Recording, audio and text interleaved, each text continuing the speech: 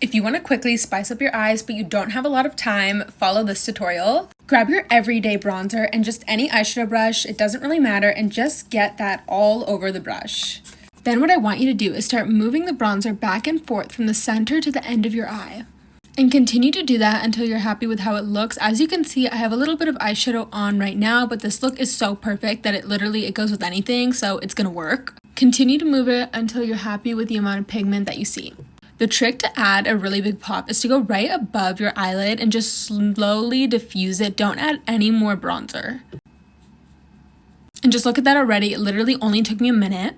Now you're going to do the same thing, and you're just going to do it on the bottom of your eye. I also recommend applying a black waterline just so that you can give your eyes a little extra pop if you don't have that on already.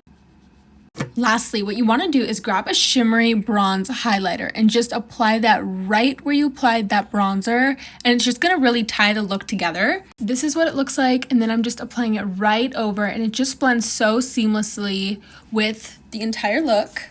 And then boom, there you have it. This only took me 2 minutes to do. Definitely keep this in mind the next time you want to add a little bit of pop to your eyes. Follow for more beginner makeup advice. Bye, have a good day.